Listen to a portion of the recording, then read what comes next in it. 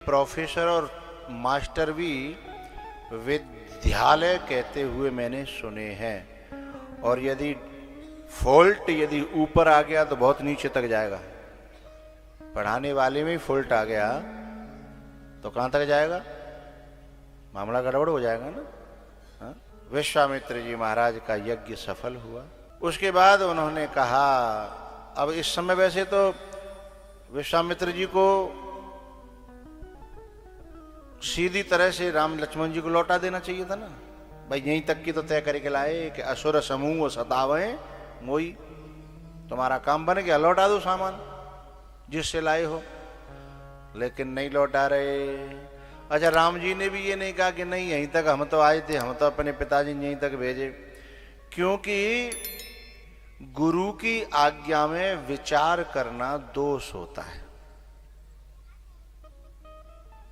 गुरु की आज्ञा में विचार करना, ये जो हमारी बुद्धि है ना, बुद्धि, ये बुद्धि भगवान ने संसार पे विचार करवे के लिए, सत और असत पे विचार करवे के लिए दई है। गुरु जैसे विचार करवा में वैसे जा जगत पे, ब्रह्म पे, जीव पे, माया पे विचार करे। बात समझ में आ रही है? लेकिन हमारी बुद्धि जा पे विचार करवे के बजाय गुरु पे ही विचार करने लग जाती है, गुरु की वचनों पर ही, आज्ञा पर ही है कि करें के न करें। बस यहीं से रास्ता विपरीत हो जाता है।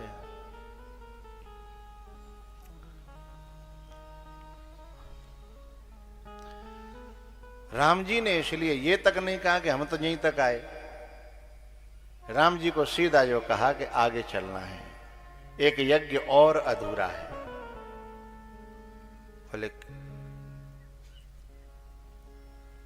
जनकपुर का यज्ञ। जनकपुर के लिए जब चले हैं तो रास्ते में एक सुनसान आश्रम मिला, सन्नाटा है वहां। उस सन्नाटे में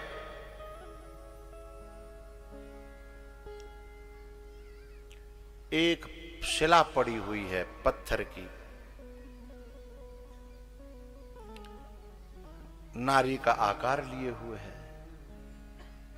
राम जी ने पूछा, गुरुजी ये बड़ी सुनसान, बड़ा सन्नाटा है यहां, ऐसा लगता है ये उजड़ गया, कभी कोई आश्रम रहा है क्या? और ये क्या है, इसकी जरा बताओ ना हिस्ट्री। बोले बताता हूं। बोले ये एक बहुत बड़े ऋषि का आश्रम है, और इस ऋषि के आश्रम में एक दुर्घटना हुई, और जहां दुर्घटना हो जाती है वहां जगह भयावनी लगने लगती है। पूरी कथा सुना दी अहिल्या की, ऐसे ही इसको श्राप लग गया, ये पत्थर की हो गई, और अब ये आपकी प्रतीक्षा कर रही है। बोले मेरी? बोले हां।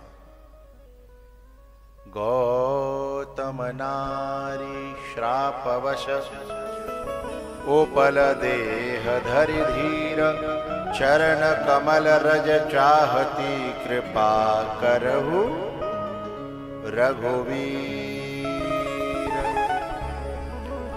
आपके चरणों की रज मांग रही है, चाह रही है, प्रतीक्षा में है।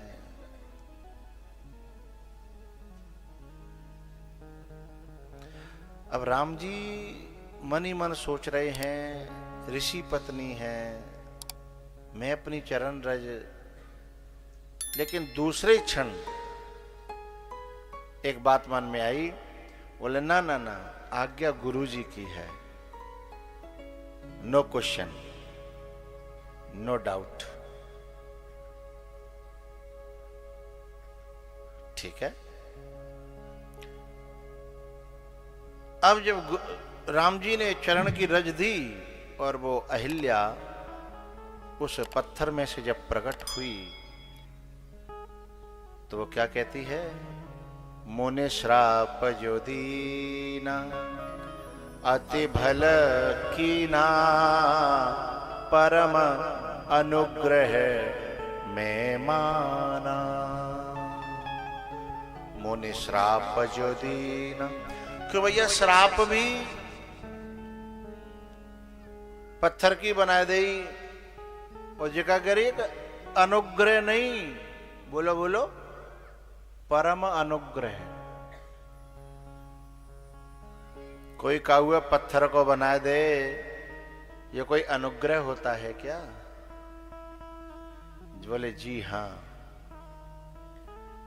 चाहे हमें कोई पत्थर को बना दे, चाहे काठ को बना दे, चाहे हमें कोई रसखान ने कहा था और 11वें स्कंद में उद्धव ने कहा था, आशा महो चरण रेण जुषाम हम श्याम वृंदावने किमपि गुल्मलतौषधि नाम। उद्धव कहते हैं भगवान से कि हे प्रभु, मुझे जो है चाहे लता पता औषधि या कोई धूल को कण बना देना। बोले क्यों? बोले वृंदावन का बना देना। बोले क्यों? कि मुझे ठाकुर जी का स्पर्श मिल जाए, जो बनना पड़े वो बनने को तैयार हूं। और जिस बनने से ठाकुर जी मिल जाए, उनकी प्राप्ति हो जाए, उनके दर्शन प्राप्त हो जाए, वो बनना ही सफल है। यदि ठाकुर जी से दूरी बनती हो और जज बन जाए हम,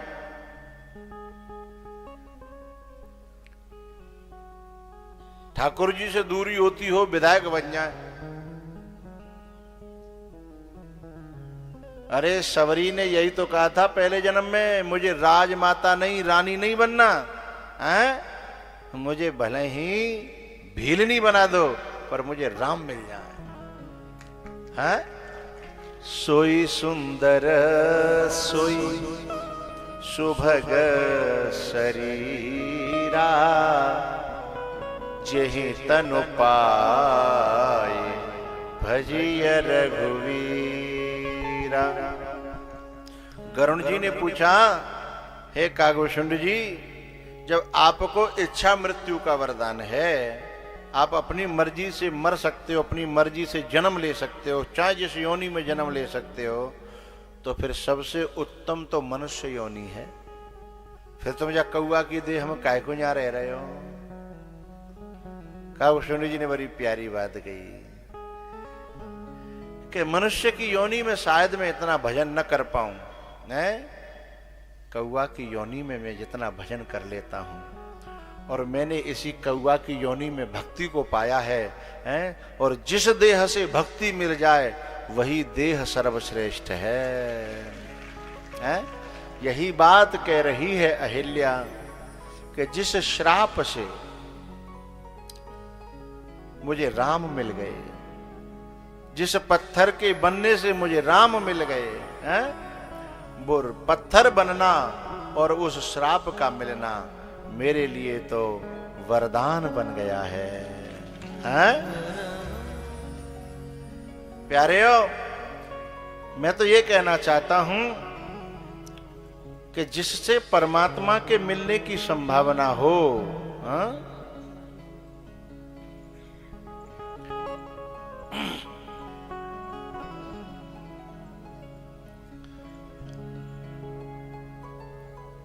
मैं भी थोड़ी सी कह लूं कुछ।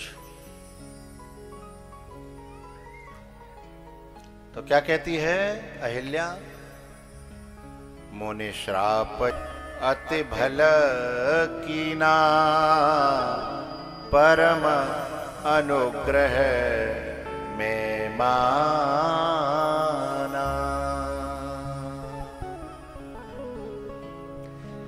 एक बात है मुझे कहनी है इसी प्रसंग में, कह दूं कि रहने दूं? कह दूं? परम अनुग्रह में माना। अच्छा, सचमुच में हम अनुग्रह मानते हो तो ये बात कहें तो शोभा देती है, लेकिन हम मानते हो न, जानते हो न, केवल दूसरों की बड़ाई लेवे के लिए हम ऊंची ऊंची बात करें।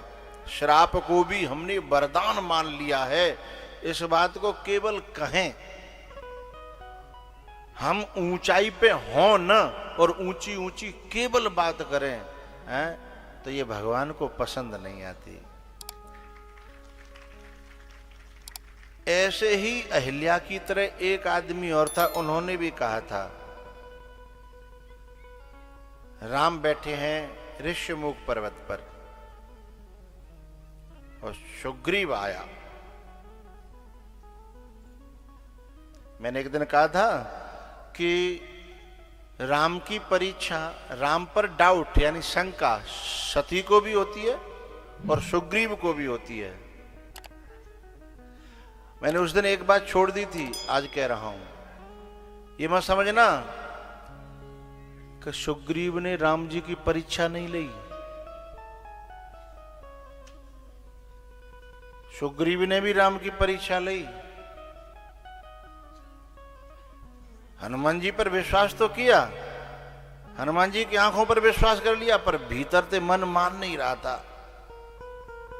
तो एक दिन बोलियो थोड़ा सा मुझे और विश्वास हो जाता न कि एक काम और कर देते। बोले बताओ। बोले ये हड्डियों का समूह है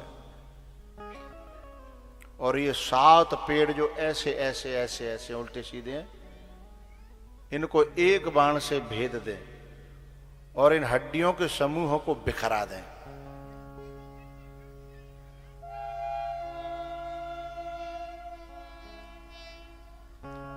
तो मुझे विश्वास हो जाए। क्यों भैया, सती ने तो परीक्षा लेवे के ले गई हती राम जी की, तो सती को तो जल करके मरना पड़ा, पर सुग्रीव तो परीक्षा ले रहा है और राम जी ने परीक्षा दी। बुरा न मानो तो एक बात कहनी है मुझे। कुछ चीजें ऐसी होती हैं जिन्हें छूने के बाद नहाना पड़ता है, हाँ या ना? कुछ चीजें ऐसी होती हैं जिन्हें छूने के बाद नहाना पड़ता है। और ये सुग्रीव क्या कह रहा है? अस्थि माने हड्डियां होती हैं जिन्हें छूने के बाद नहाना पड़ता है। और कहा न कि इन्हें बखेर दो। अच्छा, उनके लिए ये नहीं कहा कि बाणों से बखेर दो, वो तो राम जी ने बाण का प्रयोग किया। बोले इन्हें जो है एक जगह से दूसरी जगह हटा के जो रख देगा और इस पेड़ों को बाणों से, हैं? तो उसने तो सीधा सीधा ये कहा था कि इनको हटाओ और दूसरी जगह रख दो। ये कोई छोटी मोटी परीक्षा है क्या? लेकिन सती को जल करके मरना पड़ा, लेकिन इसको फिर भी क्षमा कर दिया। बस कारण क्या था कि इसने ये भी बात हनुमान जी को संग लेकर के कही और वो शंकर भगवान को छोड़ करके चली गई। यदि महापुरुष संग है, सदगुरु संग है, तो भगवान परीक्षा देने को भी तैयार हो जाता है।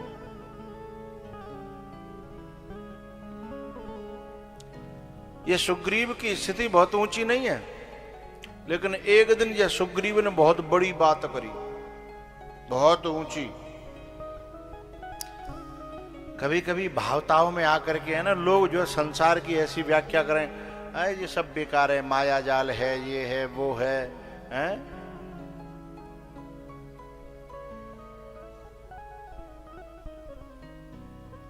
और सब्जी की दुकान पे बिना ही देख लो लड़ते हुए, जो ये कह रहे का है कि ये सब माया जाल है, हैं? उस सब्जी की दुकान वाले तो ऐसे लड़ रहे हैं। इसका मतलब वो माया जाल कह रहे थे। कह देना जीव से अलग बात है और मान लेना अलग बात है। तो ये अहिल्या कह रही है कि मैं माना, अनुग्रह मैंने माना है। और सुग्रीव भी एक बार कह रहा था कि प्रभु अब मेरे अंदर कोई राग द्वेष नहीं है, मेरे अंदर कोई जो है छल कपट नहीं है, कौते में दुश्मनी नहीं है।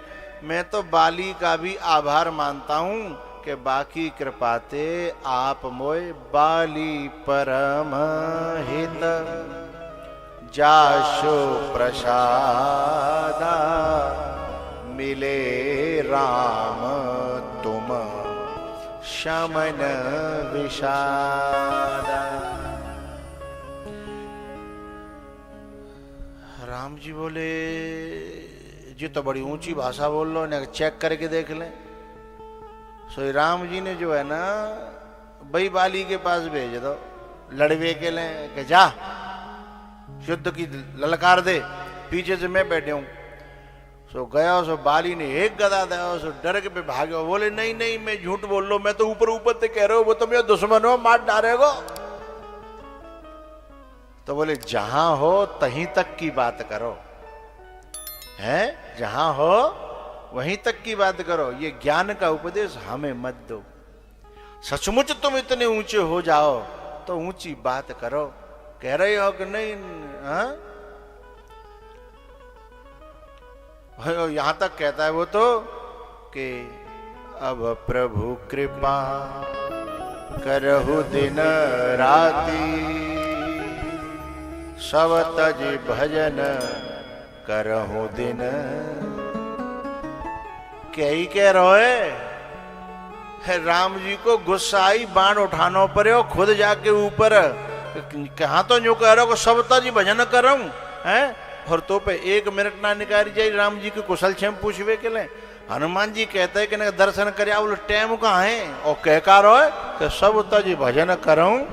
जब राम जी को गुस्सा आएगा और राम जी के न्यू पूछ भी नहीं आयो, तुम खाए रहे हो कि पी रहे हो कि सो रहे हो कि जगे रहे हो, हैं? तब राम जी ने के लक्ष्मण लइयो ने कहा बाण या तो बाली मारे हो।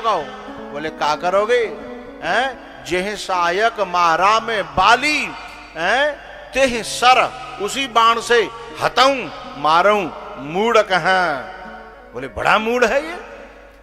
बोले का गलती कर दी माने कि पावा राज कोशपुर नारी, मुझी से पाया और मुझे ही भूल गया। ऐसो एहसान फरामोश, ऐसा कृतज्ञ व्यक्ति मैंने तो कहीं दुनिया में नहीं देखा। पावा राज कोशपुर नारी, सुग्रीवहु सुधे मोरे विषारी। जबकि भगवान ने ये कहा था कि जाओ राजपाट में रहना पर उसमें फंस मत जाना, बसना तो सही पर फंसना नहीं। तो बोले काकन्नो है कि संतत हृदय धरे मम काजू, संतत हृदय धरे मम काजू, अंगद सहित करे हो तुम राजू। अरे भैया हम भी सब सुग्रीव की तरह जिस परमात्मा से पाया है सब कुछ उसी को भूले बैठे हैं। जिन संतों से, जिन गुरुओं से, जिन वृद्धों से, जिन माता पिताओं से हमने जो सब कुछ पाया है, और उन्हीं के लिए तो टाइम नहीं है, हैं? और किस में टाइम दे रहे हैं? जन कोई काम दे रहे हो, कोई काम दे रहे हो, नाम में क्या लूं? हैं? शायद ये तुम्हारे हमारे एहसानों को मानने वाले नहीं है, वे हमारी औलादें हैं। उनके लिए हमने उनको छोड़ दिया जिन्होंने हमारे लिए पूरा जीवन दांव पर लगा दिया है। लेकिन फिर भी भगवान की भगवत्ता तो देखो क्या कहते हैं वो कि सखा सोच त्यागहु बल मोरे,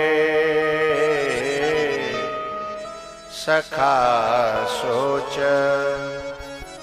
त्यागहु बल मोरे, शब विधि घटव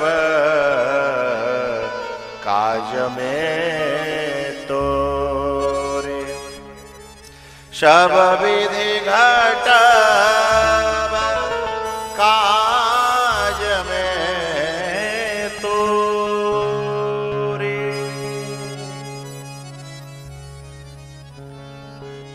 ऊंची भाषा का प्रयोग करना अलग बात है। इसलिए सुग्रीव तो भगवान की कृपा को भी पाकर के कृतज्ञ हो रहा था, लेकिन बस इतना सा सहारा था राम भी उसे क्षमा इसलिए कर रहे हैं कि वो संत का साथ नहीं छोड़ता, कुट करके, पिट करके, रो करके, हैं? संत का साथ नहीं छोड़ रहा।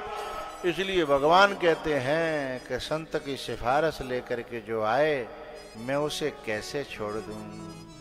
हैं?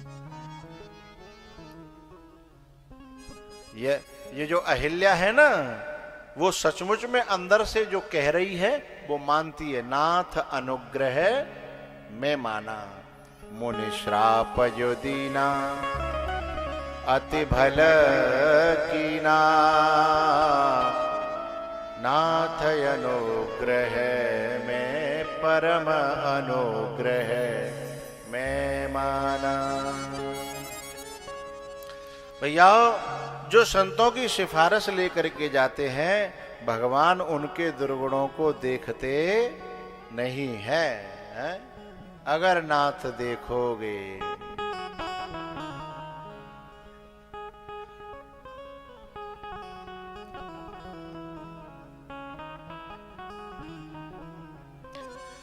किसी देश में रहे, किसी वेश में रहे, सदा तेरे, सुग्रीवी की तरह नहीं बनना हमें, हैं? भूल जाए उसको, उसी की कृपा पा करके। हमें अहिल्या की तरह बनना है कि चाहे पत्थर बना दो, चाहे पर्वत बना दो, आशा महो चरण रेणु जुषाम हम श्याम, वृंदावने किमपि गुल्म लतौषधी नाम। लता पता बंदर जो बनाना हो, लेकिन रास्ता वो हो जो तेरी तरफ जाता हो, चौराया वो हो जिस रास्ते से तू आता हो। किसी देश में रहे, किसी वेश में रहे, सदा तेरे ही गुण गाएंगे, जहां भेजो वहीं जाएंगे।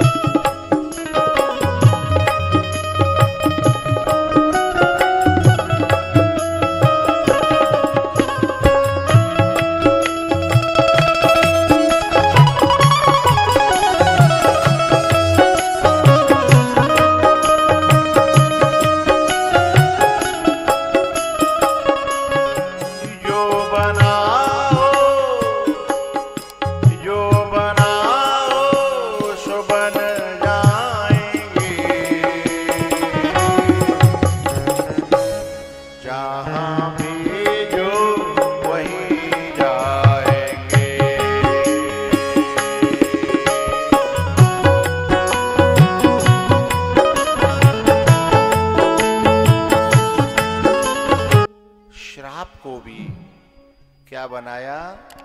बोलो बोलो, वरदान। और रावण ने वरदान को भी क्या बना लिया? श्राप। वरदान मिला था कि हम काहू के मरहि न मारे। ब्रह्मा जी बोले नहीं मरोगे, काहू के मारे नहीं मरोगे। फिर पीछे तो बोलो, बानर मनुज जाते तुई बार। अपने आप रास्ता खोल दिया। रास्ता किसने खोला? खुद नहीं खोला। इसलिए मांगने चला था वरदान और बन गया श्राप। क्यों बन गया? क्योंकि जो व्यक्ति का निर्णय जगदीश को छोड़ करके जगत पाने का हो जाएगा, उसके सारे वरदान श्राप में परिवर्तित हो जाएंगे। और जिसका निर्णय जगत का छूट करके जगत से वैराग्य होगा और जगदीश को पाने का निर्णय हो जाए, बस निर्णय लक्ष्य हो जाए, उसके सारे श्राप भी अपने आप वरदान में कन्वर्ट हो जाएंगे। हाँ या ना बोलो? रास्ता बदल जाए, दिशा बदल जाए, सोई दशा बदल जाएगी ना। फिर वो दशा कैसे बदले? परामटे खाए के आलू के भरे में सर्दी पड़ रही है, बढ़िया आलू के भरे में परामटे हो, रास्ता बदल जाएगा? नहीं बदलेगा। तो बिनु सत्संग, रास्ता बदलता है सत्संग में जाकर के। हाँ, भाग्योदय न बहुजन्म समर्यते न शतसंगमं च लभते पुरुषो यदा वै अज्ञान हेतु कृत मोह मदांधकार नाशम विदाय हि तदोदयते विवेक। विवेक विवेकम लभ्यते सतसंगमं च, विवेक जो है सत्संग में प्राप्त होता है। दिशा बदलेगी सत्संग में जाने से। हम कभी सत्संग में गए होंगे तो वहीं से दिशा चेंज भई होगी ना। फिर हमको ड्यूटी मिल गई कि आप भी दिशा चेंज करो, जो उधर जा रहे हैं उन्हें इधर करो, हैं? जो उधर जा रहे हैं उन्हें इधर करो,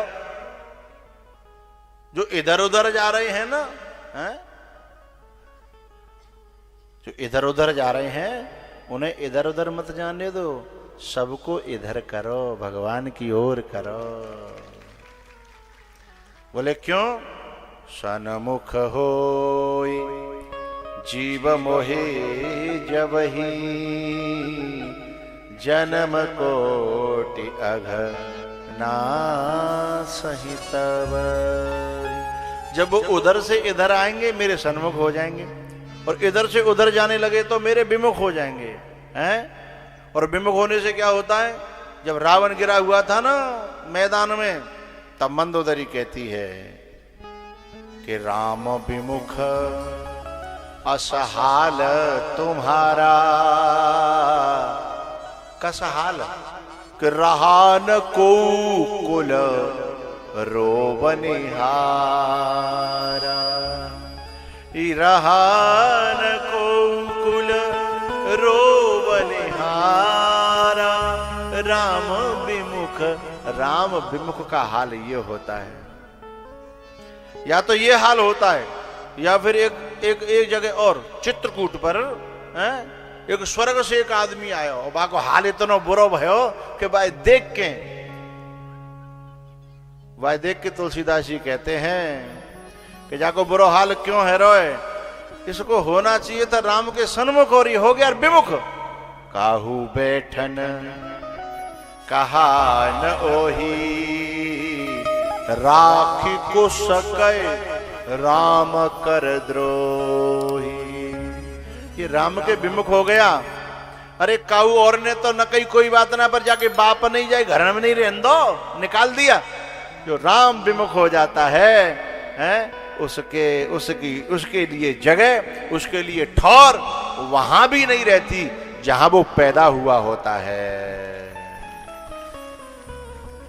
राम विमुख, इसलिए जो उधर जा रहे हैं ना उनको इधर लाने का काम सत्संग करता है, राम कथा करती है।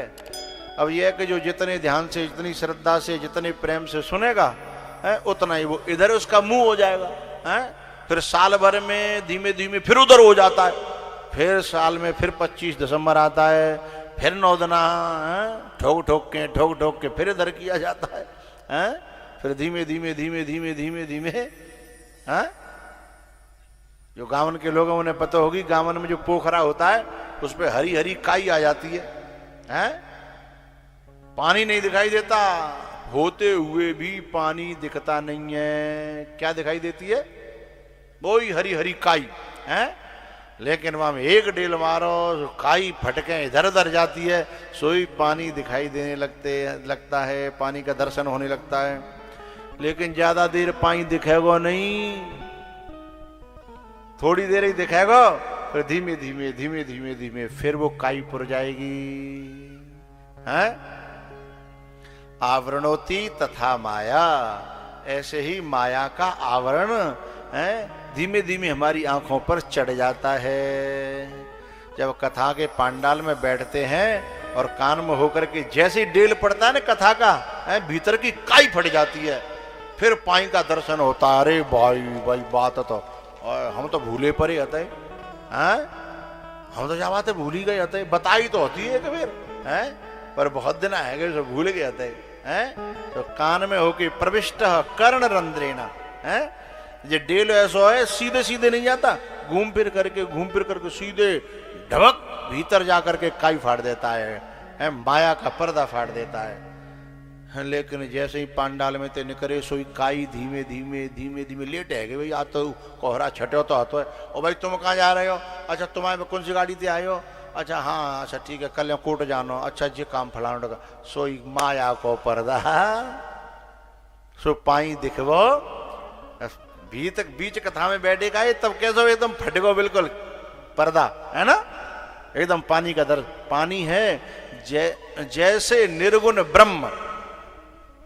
रामचरितमानस में वर्षा ऋतु का वर्णन पढ़िएगा, उसमें जो है ना तुलसीदास जी कहते हैं जैसे निर्गुण ब्रह्म के ऊपर जैसे माया की काई छा जाती है और उसमें सत्संग का डेल पड़ता है, उसका दर्शन होता है।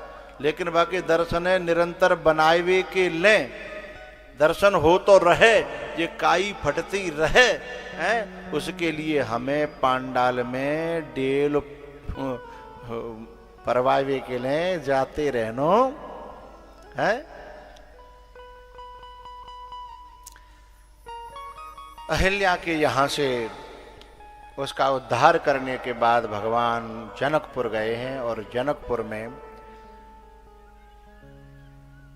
राम लक्ष्मण तो जो है ना इधर भ्रमण करने चले गए थे और जनक जी महाराज अपने पूरे विप्रों के साथ और सतानंद जी के साथ में विश्वामित्र जी का स्वागत करने के लिए आए और सब लोग बैठे हुए थे और इतने में दोनों भैया घूम करके और जैसे ही आए तो दोनों को देख करके पूरे जनकपुर के जितने लोग से सीधे खड़े हो गए।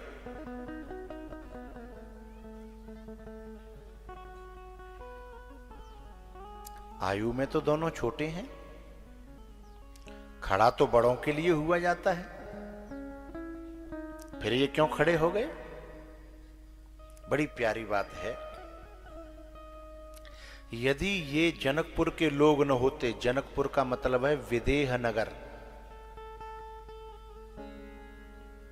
विदेह नगर जो देह को भी जानते हैं और जिसकी देह है उसको भी जानते हैं और जिसने देह दी है उसको भी जानते हैं और जो देह से ऊपर उठे हुए हैं वही तो ब्रह्म को पहचान सकते हैं।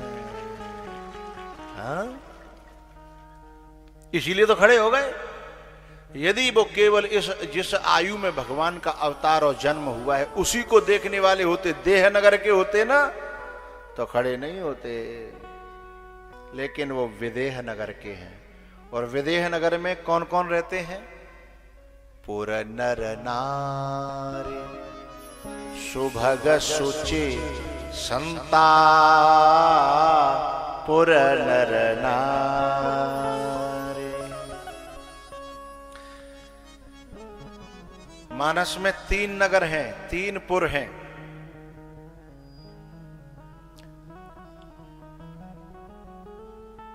एक है लंका नगर, एक है अयोध्या नगर, है अयोध्यापुरी, लंकापुरी और जनकपुरी। ठीक है। अयोध्या में सब धर्मात्मा रहते हैं और लंका में सब जो है नॉनवेज वाले रहते हैं। अयोध्या में वेजिटेरियन और लंका में नॉनवेज। अच्छा जी, नॉनवेज को झंझट बड़ो बुरो है, हमारी समझ में अभी तक ना आयो जी। ऐसा लगता है नहीं नहीं भैया हम तो नॉन वेज वाले हैं, ऐसा लगता है हम तो नॉन वेज वाले हैं, जबकि नॉन वेज गड़बड़ होता है, वेज सही होता है, लेकिन ऐसा नॉन से ऐसा लगता है नकार हो रहा है? तो ये जो लंकावासी हैं नॉन वेज वाले हैं, और अयोध्यावासी वेज, ओनली वेज, वेजिटेरियन। अब बड़े बूढ़े जब बिना पढ़े लिखे करें, पता है अंग्रेजी में कथा है रहिएगा, नहीं चिंता न करो, आपको संग लेके चलेंगे। हाँ, यानी लंका वाले हैं मांसाहारी और अयोध्या वाले हैं शाकाहारी, फलाहारी। लेकिन इन दोनों में कुछ इधर के उधर रहते हैं, कुछ उधर के इधर रहते हैं। अयोध्या में भी कुछ वैसे लोग हैं, अयोध्या में भी कुछ वैसे लोग हैं। मंथरा, केकई को मैं उसमें नहीं लूंगा, मंथरा, केकई तो लपेटा में, चपेटा में आ गई, मंथरा। और कुछ वो लोग जिन्होंने सीता जी को लांछन लगा करके, तो कुछ धर्मनगरी, धर्मात्मा का नगर होते हुए भी कुछ उसमें भी कुछ लंका के जैसे लोग थे। लेकिन ये मत समझना कि लंका में कुछ अच्छे नहीं थे। हा। विभीषण, त्रिजटा, राम चरण रते निपुण विवेका, त्रिजटा नाम राक्षसी एका। दोनों में भलाई बुराई है, अयोध्या में भी और लंका में भी। लंका में बुराई ज्यादा है, भलाई कम है। अयोध्या में भलाई ज्यादा है और बुराई कम है। लेकिन एक जनकपुरी ऐसी है जिसमें सिर्फ भलाई भलाई है, संत संत हैं, कोई मंथरा वहां नहीं है। क्योंकि जब तक हम देह नगर में रहेंगे, जब तक हम संसार में रहेंगे, हो सकता है कभी बुराई ज्यादा हो, कभी भलाई ज्यादा हो, पर है तो संसार में ही। जब इस देह से ऊपर उठेंगे तब हम भलाई से भी ऊपर उठ जाएंगे और बुराई से भी ऊपर उठ जाएंगे, और वहां राम स्वयं जाएंगे। भलाई और बुराई ये दोनों नीचे रह जाएं, तब बात बनेगी। यदि हम भलाई का भी पक्षपात करेंगे तो कहीं ना कहीं बुराई हमें चपेटे में ले ही लेगी। लेकिन दोनों से ऊपर उठ जाए। राग भी बुरा है, बैराग भी बुरा है। तो बोले मर जाए का? बोले राग जो है ना वो भी डुबा के मारता है, और बैराग, बोले बैराग अहंकार करके मार डालता है। बड़े बड़े बैरागियों में बड़े बड़े अहंकार पाए जाते हैं साहब। आए बड़े त्यागी जी हैं साहब, बड़े बैरागी हैं। हाँ, वो अहंकार करके मार देता है। तो बोले राग भी बुरा है, तो बोले बैराग भी बुरा है। बोले तो बीत राग हो जाए, है? जिसमें न राग है और न बैराग है, बीत जाए जिसमें से दोनों है, वह स्थिति होनी चाहिए। न पुण्यम न पापम। तो जो है पुण्य नगरी है अयोध्या और पाप नगरी है लंका, लेकिन पुण्य और पाप दोनों से ऊपर उठी नगरी है जनकपुरी। है? इसलिए क्या शब्द आया कि पुर नर नारी शुभग सुचे संता, पुर नर नारी।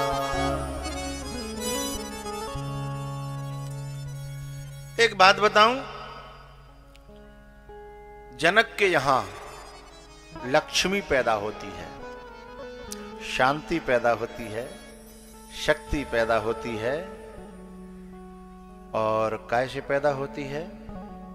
किसी माता के गर्भ से नहीं, क्योंकि शांति कभी किसी के गर्भ से पैदा हो ही नहीं सकती। शांति जब भी पैदा होगी तो किसी घट से पैदा होगी, और घट हृदय को कहा जाता है। शांति जब भी पैदा होगी तो घट से पैदा होगी, और हल्की नोक से पैदा होगी। हल्की नोक होती है पैनी। हल जो होता है, बातें फारी कहते हैं, फारी है ना, वो फारी पैनी होती है।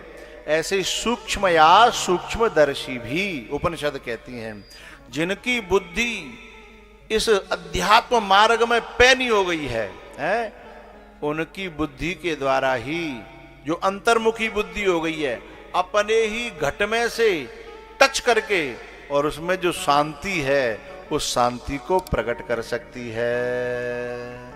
सूक्ष्म या सूक्ष्मदर्शी भी। ये शांति, ये लक्ष्मी जनक ने कैसे पाई? हल्की नोक से, खेत से। खेत में जो घटता, खेत क्या है? इदम शरीरम कौन्तेय क्षेत्र मित्य विधीयते। ये हमारा अंतःकरण ही खेत है, और इसी में छुपा है घट, हृदय, और उसमें भीतर छुपी हुई है शांति, लक्ष्मी। तो जो जनक जैसा विदेह नगर का जो ज्ञानी है, वो अंतर्मुखी होकर के और यही शांति पा लेता है। लेकिन जो धर्मनगर के, अयोध्या के जो वासी हैं, वो यहाँ ज्ञानियों के यहाँ आकर के, जितने धर्मात्मा हैं संसार के, वे विदेह नगर वालों के यहाँ जाकर के और उनकी शर्तें हैं कुछ, इन्हें पूरी करो, शांति ले जाओ, भक्ति ले जाओ। बोले शर्त क्या है? इस गली में घुसने से पहले मुंडी को काटो, यानी धनुष को तोड़ो, अहंकार को तोड़ के इस गली में आओ और भक्ति, शांति ले जाओ, लक्ष्मी ले जाओ। ये शर्त है उसकी, और खुले में उसने कह रखा है। उसने शांति को पाया है, उसने लक्ष्मी को पाया है, और कहता है मेरे यहां बटती है, लेकिन ये ऐसे आना पड़ेगा, शर्त है? क्योंकि इसे पचा ही वो पाएगा, नहीं तो उल्टी हो जाएंगी। यही शांति, यही लक्ष्मी बिना शर्त के अपने तरीके से पाने का प्रयास किया, जैसे रावण ने किया था अपने तरीके से। उसका तरीका क्या था? 110 शीश श्वान की नाई, इत उत चितए चला भड़े। हाँ, ये लक्ष्मी जनकपुर में पैदा गई, अयोध्या में गई, अयोध्या में इसने खूब अच्छा किया, लेकिन जैसे ही लंका में प्रवेश करी, सो लंका का विनाश शुरू है। रावण की तरह जो दूसरों की शांति का हरण करते हैं, लक्ष्मी का हरण करते हैं। लक्ष्मी आ तो जाती है, पर लक्ष्मी से जो मिलना चाहिए, क्या वो मिला?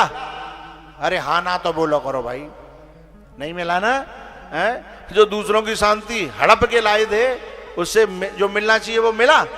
नहीं मिला। पर 2 जगह तो मिला, जनकपुर में और अयोध्या में। अयोध्या में जब जाती है ना, आ हा हा हा हा, अति आनंद भुवन अति थोरा, मानहु उमग चरा चहोरा।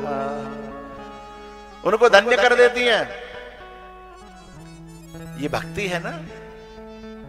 ये भक्ति को जो बेटी समझ करके करेगा, बेटी से कभी कोई व्यक्ति ये आशा नहीं करता कि ये कमा के खवाएगी। कोई परिस्थिति ऐसी वैसी हो जाए, वो कोई जॉब कर ले, तो भी वो ये सोचता है कि ये कमाएगी तो जाएगी ब्याह में हम कछु मिला के हम दे देंगे, पर बेटी का खाएंगे नहीं। जो भक्ति को बेटी मानते हैं, भोग्या नहीं, शब्दों को समझिएगा, बेटी मानते हैं, भोग्या नहीं। रावण भोग्या बनाना चाहता है और जनक बेटी बनाता है, और जो बेटी बनाता है ना भक्ति को, यानी भक्ति से कुछ चाहता नहीं है, भक्ति से भोग नहीं चाहता, भक्ति से ये नहीं कहता कि भक्ति करूंगा तो भगवान मुझे ये दे दे, ये दे दे, ये दे दे, नहीं। भक्ति से केवल भगवान चाहे तो भगवान स्वयं आकर के जनक के आंगन में जनक को धन्य कर देगा, है? और जो भक्ति को सुख का साधन बनाएगा, वासना का साधन बनाएगा, है? भाई लक्ष्मी तो दारू पिएगा, भाई लक्ष्मी तो जुआ खेलेगा, भाई लक्ष्मी तो दबंगई करेगा, है? भाई लक्ष्मी तो जो कुकर्म करेगा ना, है? तो समझ लो उसने लक्ष्मी को भोग्या बना लिया, है? फिर वही लक्ष्मी क्या कर देगी? रहा न को कुल रोवने हारा, राम विमुख असहाल तुम्हारा।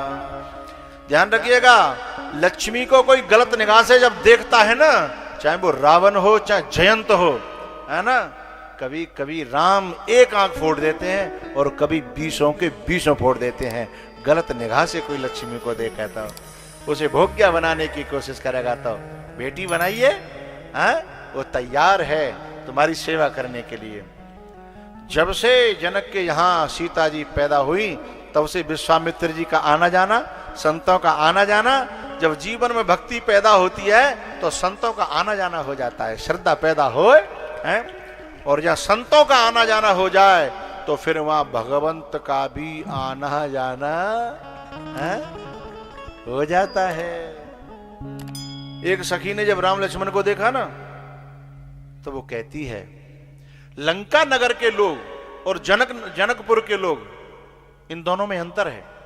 लंका की नारियां भी राम को देखती हैं और लंका की नारियां भी राम को देखती हैं और जनकपुर की नारियां भी राम को देखती हैं।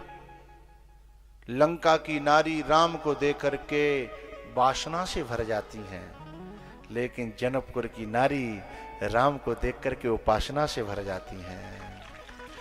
लंका की नारी को वासना याद आती है, वो तुरंत राम को जो है ना प्रपोज करती है, राम लव यू।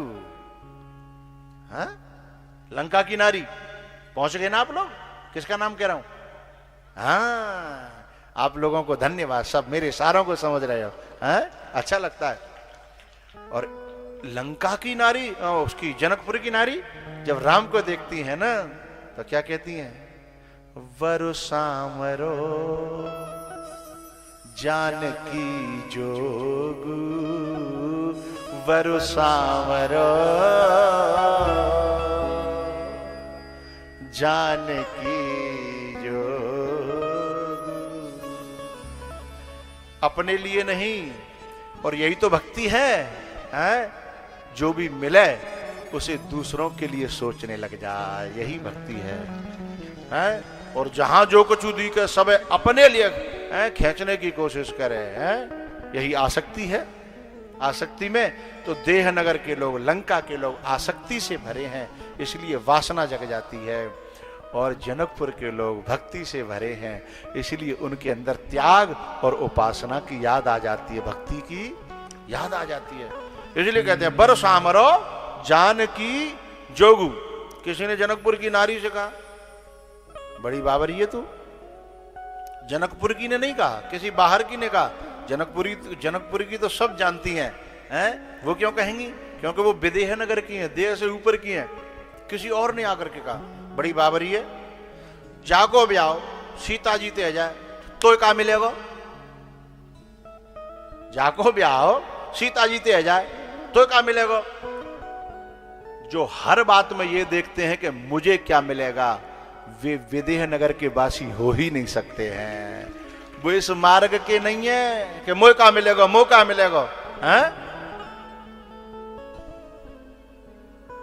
लंका के लोग सोचते हैं कि ले हमें का को नृप होय हमें का हानि। लेकिन यहां पता है वो जो ये कह रही थी ना, बर सामरो जानकी जोगु, वान के मोय बहुत कछु मिलेगा। कबहू के ये इसका रिश्ता जब जानकी से जुड़ जाएगा तो इस नाते से जब आया जाया करेंगे तो मुझे बस इनका दर्शन मिल जाएगा। कबहू के ये आवहि एहि नाते कबहु किए।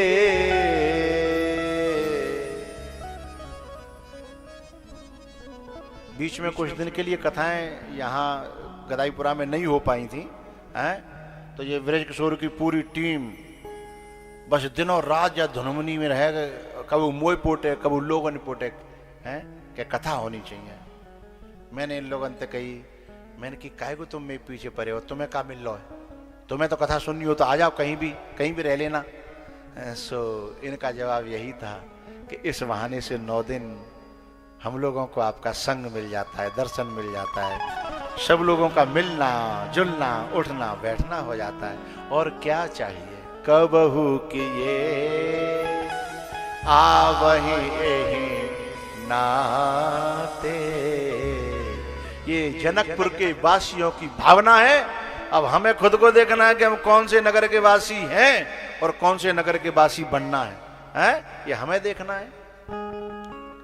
और आपके 4:10 हो गई हैं, लेकिन कुछ अच्छे भाव थे इसलिए मैं रोक नहीं पाया। 10 मिनट ओवर हो गए हैं, उसके लिए सॉरी।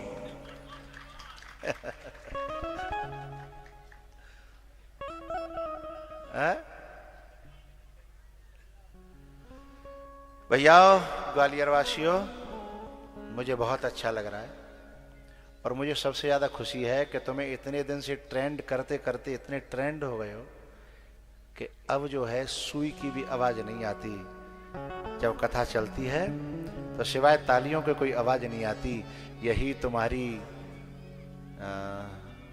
परिपक्वता की पहचान है। इससे मैं खुश हूं। अब राजी ते ठाड़े है जाओ।